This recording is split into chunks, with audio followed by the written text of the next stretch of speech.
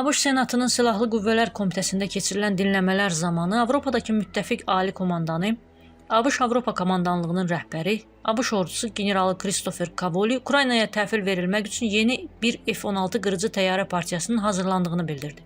Onun sözlərinə görə, artıq təhvil verilmiş təyyarələrdən əlavə daha çox qırıcı təyyarəsi hazırlanır və Ukraynalı pilotlar üçün təlim proqramı genişləndirilir. Orada yerləşdirilməyə hazır daha çox F-16 var. Təlimdə daha çox pilot var, dedi Kavol.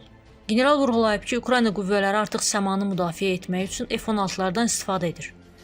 Qırıcılar Rusiya raketlərini tutmaq və hücum zərbələri endirmək üçün istifadə olunur. Yeni zamanda Kavoli Ukraynaya təhvil verilən təyyarələrin heç birinin birbaşa ABŞ-dan gəlmədiyini dəqiqləşdirib. Lakin F-16'ların heç biri ABŞ-dan deyildi. Onlar əsasən Şimali Avropa ölkələrindən, Hollandiya və Danimarkadan idi, deyə Kavoli əlavə edib. Martın 19-da Prezident Vladimir Zelenski Ukraynaya yeni bir F-16 qırıcı təyyarəsinin gəldiyini təsdiqləyib.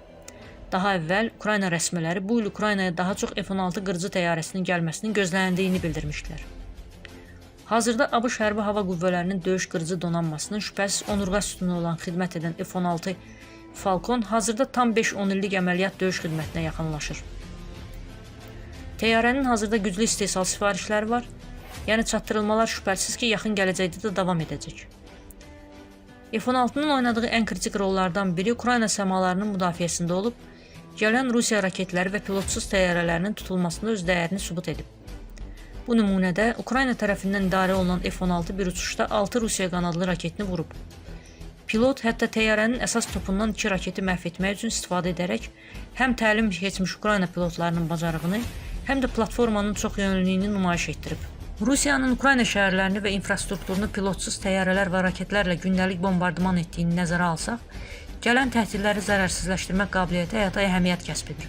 Ukrayna MiG-29 və Su-27 kimi Sovet dövrünün təyyarələrindən istifadə edərək özünü müdafiə etsə də, bu təyyarələr heç vaxt müasir hava döyüşü və ya raket tutulması üçün nəzərdə tutulmamışdı. F-16 qabaqcıl raket sistemləri və raket imkanları ilə bu rolda daha effektivdir. Müharibənin başlanğıcından bəri Ukrayna Rusiyanın hava gücünə qarşı qərb qırıcı təyyarələrinə ehtiyacını dəfələrlə vurğulayıb. Arsenalında daha çox F-16 təyyarəsinin olması o deməkdir ki, Ukrayna səmadakı əməliyyat çevikliyini artıra bilər, sırf müdafiə missiyalarından hücum missiyalarına daha yüksək sürətlə, ümumilikdə daha böyük səmərəliliklə və daha az risklə keçə bilər. Son aylarda yüzlərlə Rusiya buraxılış qurğusunu, radarlarını və elektron müharibə sistemlərini məhv edən geniş miqyaslı əməliyyat vasitəsilə Rusiya hava hücumundan müdafiə şəbəkəsinin davamlı şəkildə zəifləməsi ilə F-16 qırıcı təyyarələrinin artan sayı hücum rollarında da aqressiv şəkildə istifadə olunmaq üçün azadlıq qazanır. Onlar bu yaxınlarda Kurskda Rusiya hərbi mövqelərinə, infrastrukturuna və qərargahlarına hava zərbələrində iştirak edərək əhəmiyyətli zərbə vurub və Ukrayna miqləri ilə tandemdə işləyərək Rusiya səylərini sabotaj ediblər.